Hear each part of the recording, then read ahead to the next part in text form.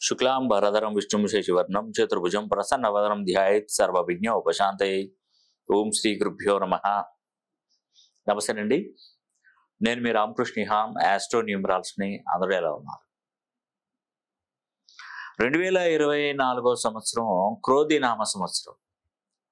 Top number 1గా ఉన్నటువంటి నక్షత్రాలు, రాసులు. ఈ యొక్క చిన్న సూత్రం ఆధారంగా మీరు ప్రతి సంవత్సరం కూడా మీరే తెలుసుకోవచ్చు, ఇంకా నేను చెప్పని అవసరం లేదు. ఒక చిన్న సూత్రం ఆధారంగా 2024 సంవత్సరం ఉంది. 2024 సంవత్సరాన్ని మొత్తం ప్లస్ చేస్తే ఎంత నంబర్ వస్తుందండి? 8వ నంబర్ వస్తుంది. మళ్ళా డెస్టినీ నంబర్ అంటారు దాన్ని. మరి ఆ సంవత్సరానికి డెస్టినీ అనేది మళ్ళీ 6, 8/6 అంటే 24 అనేది ఇప్పుడు 24ను కూడితే మొత్తం 4, 4, 2, 6. ఈ డెస్ట్ నెంబరు 8, 8/6 కాంబినేషన్ ఈ సంవత్సరం. చూడండి, అయితే ఏం లేదండి, మీరు ఒకటే గమనించండి. మీకు అదృష్టం ఎప్పుడు వస్తుంది, ఎలా వస్తుంది, ఏ సంవత్సరానికి ఎలా ఉంటుంది అనేది ఒక చిన్న విషయం చెప్తాను. ఇప్పుడు నేను చెప్పినట్టుగా మీరు ఒక నోట్బుక్లో రాసి పెట్టుకోండి. ఉద్యోగాలు వచ్చేది ఈ సంవత్సరమే, వివాహాలు జరిగేది ఈ సంవత్సరమే, వ్యాపారంలో ఉన్నతి లభించేది ఈ సంవత్సరమే, విదేశాలకు వెళ్ళేది ఈ సంవత్సరమే, ఇల్లు కట్టుకునేది, వాహనం కొనుక్కునేది, పిల్లల పెళ్లిళ్ళు చేసేది, స్థలాలు కొనుక్కునేది, ఒక స్థాయిలో స్థిరపడేది, ఆరోగ్యవంతమైనటువంటి జీవితం గడిపేది, అనుకున్న పనులు జరిగేది, ఏదైనా ఎవ్రీథింగ్ మొత్తం ఈ సంవత్సరంలో నేను చెప్పినటువంటి క్యాలిక్యులేషన్స్ చూడండి. ఇప్పుడు ఇక్కడ గమనించండి, శనికి సంబంధించినటువంటి నక్షత్రాలు. ఎందుకంటే 2024 మొత్తం కూడా 8వ నంబర్ వస్తుంది, శనీశ్వరుడు కదా. శనికి సంబంధించినటువంటి నక్షత్రాలు, వాటికి సంబంధించినటువంటి రాసులు చూడండి. ఫస్ట్ ఒకటి అనురాధ నక్షత్రం తీసుకుందాం. అనురాధ నక్షత్రం అంటే ఇది శనికి సంబంధించిన నక్షత్రం. అంటే అనురాధ నక్షత్రానికి శనీశ్వరుడు అధిపతి. ఈ అనురాధ నక్షత్రం ఎందుకంటే శనీశ్వరుడు, దీంట్లో వృశ్చిక రాశి వస్తుంది. అనురాధ నక్షత్రం వృశ్చిక రాశి, అంతే కదా. ఇక్కడ మనకు విశాఖ 4 పాదం, అనురాధ 4 పాదాలు, అదేవిధంగా జ్యేష్ఠ 4 పాదాలు వృశ్చిక రాశి. దీంట్లో ఓన్లీ అనురాధ నక్షత్రం వృశ్చిక రాశి. వృశ్చిక రాశికి అది అధిపతి కుజుడు.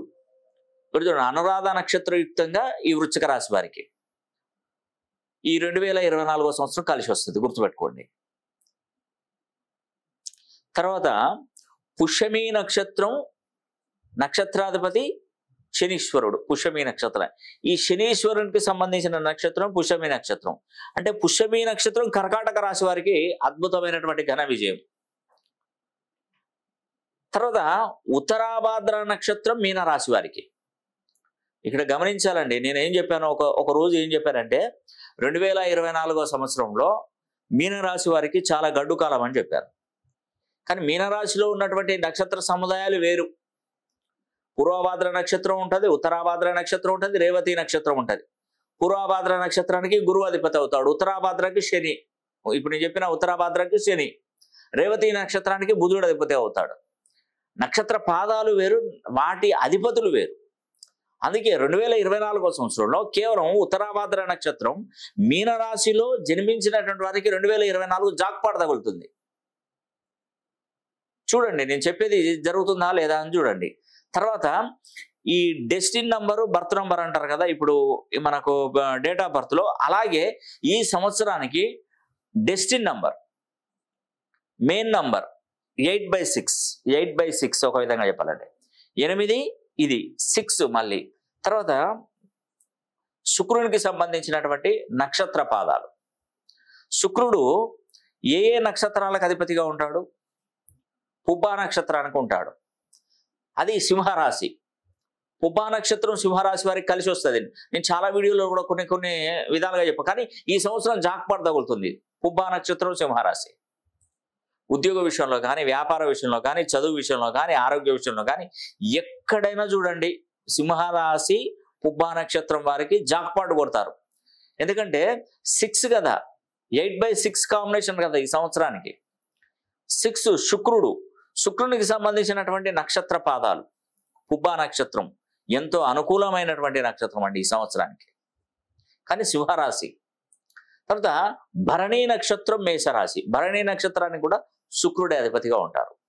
పూర్వాషాఢ నక్షత్రం అండ్ ధనుస్సు రాశి. పూర్వాషాఢ నక్షత్రానికి కూడా మనకు ఈ యొక్క శుక్రుడి అధిపతిగా ఉంటాడు. ఎంతో మంచి మేలైనటువంటి నక్షత్రాలండి. పూర్వాషాఢ నక్షత్రం కూడా చాలా మంచి పీస్ఫుల్. ఒక విధంగా చెప్పాలంటే ఈ సంవత్సరంలో అన్ని విధాలుగా మీకు లాభపడతారు. మీరు టాప్ నంబర్ 1లో ఉన్నటువంటి నక్షత్రాలు ఈ 2024 సంవత్సరానికి. మీరు ఒకటేనండి, మీ పేరును మంచి సంఖ్యాబలంలోకి మీరు మార్చుకోవాలి. ఫస్ట్ స్టెప్ వేసేది అదే. పేరులో బలాన్ని పెంచుకోగలిగితే మీకు ఉన్నతంగా మంచి పొజిషన్కి వెళ్ళే అవకాశాలు ఎక్కువగా ఉంటాయి. అవునండి, పేరులో బలాన్ని పెంచుకోవాలి. పేరులో బలాన్ని పెంచుకుంటే మీకు తిరుగుండదు. నేను చూసేటువంటి పద్ధతులు అన్ని విధాలుగా చూస్తాను. నేమాలజీ, గ్రాఫాలజీ, సిగ్నేచరాలజీ, ప్రొనాలజీ, Indian western numerology, Indian western astrology, ప్రశ్నాశాస్త్రం, హస్తరేఖలు, గవ్వలు, తాళపత్ర గ్రంథాలు, ఇలా అన్ని విధాలుగా నేను పరిశీలన చేస్తాను. పేరులో సంఖ్యాబలాన్ని సరి చేసుకోగలిగితే మీకు ఎక్కడ కూడా తిరుగు ఉండదండి. వాస్తవం ఇది. చూడండి, నేను చెప్పడం కాదు, ఏదైనా కూడా మీరు చేసి చూడండి. నెంబర్స్కి ప్రాణశక్తి ఉంటుంది. ఎంత అద్భుతంగా ఉంటుంది తెలుసా ప్రాణశక్తి. ఒక విధంగా చెప్పాలంటే మనకు మొక్కకు ఈ సన్ రైజ్ కానీ వాటర్ కానీ పడితే ఎంత డెవలప్ అవుతుందో, మొక్క గ్రోత్ ఎలాగ వస్తుందో, మానవ జీవితానికి కూడా సన్ రైజ్ లాగా వాటర్ లాగా ఆస్ట్రాలజీ అనేది అండ్ న్యూమరాలజీ అనేది ఈ రెండు మానవ జీవితానికి గ్రోత్, అద్భుతమైనటువంటి ఎదుగుదలను ప్రసాదిస్తుందండి. మన పూర్వీకులు చెప్పింది ఏదైనా కూడా పర్ఫెక్ట్ అండి, తప్పే ఉండదు అసలే. జ్యోతిష్య శాస్త్రం ఇప్పటిది కాదు కదా, కొన్ని సంవత్సరాలు, కొన్ని వందల సంవత్సరాల క్రితమే ఆవిర్భవించింది జ్యోతిష్య శాస్త్రం. మన పూర్వీకులు విమానాలు రాకెట్లు లేని కాలంలో కూడా ఆకాశంలో 9 గ్రహాలు ఉంటాయని చెప్పేసి చెప్పినటువంటి ఘనత మన పూర్వీకులది. అప్పుడే ఆ కాలంలోనే చెప్పారు. ఇది ఎలా సాధ్యమైందండి? అప్పుడు ఏ టెలిస్కోపులు లేవు, ఏవి లేవు. ఆకాశంలో 9 గ్రహాలు ఏం కనపడతాయి ఆకాశంలో? మనకు కనపడేది ఒకటి సూర్యుడు, ఒకటి చంద్రుడు, 2 కనపడతాయి. మనకేం తెలుస్తాయండి ఏమున్నాయి అనేది? కానీ వీటికి ఈ పేరు ఇలా ఉంటాయని చెప్పిన ఘనత మన పూర్వీకులది. నిజంగా వాళ్ళకు ఒకసారి హ్యాట్సాప్ చెప్పాలండి. ఇప్పటికీ నేను చెప్తున్నాను కదా, గ్రహాలు అనేది కూడా కాస్మిక్ ఎనర్జీని ఇస్తాయండి మనకి. కాస్మిక్ ఎనర్జీ ఇస్తాయి. ఈ నెంబర్స్ ప్రాణశక్తిని అందిస్తాయి. ఈ మ్యాచ్ అంటే మ్యాచ్ అయ్యే విధంగా కాంబినేషన్ సెట్ చేసేవాడు కావాలి మనకి. ఈ రెండింటిని సరి సమపాలలో కాంబినేషన్ సెట్ చేసేటువంటి వాళ్ళు మన జీవితంలోకి ఎంటర్ అయితే మన జీవితం దూసుకొని రాకెట్ లాగా వెళ్ళిపోతుంది. ఎన్నో వినొచ్చు, ఎన్నో చేయొచ్చు, ఎన్నో రకాలుగా చేయొచ్చు. కానీ ఎక్కడో ఒక మూలాన్ని వెతకి మంచి గొప్ప న్యూమరాలిస్ట్ కావాలి, గొప్ప ఆస్ట్రాలజీ తెలిసినటువంటి వారు కావాలి. వారైతే మీ జీవితాన్ని మార్చేస్తారు తప్పకుండా.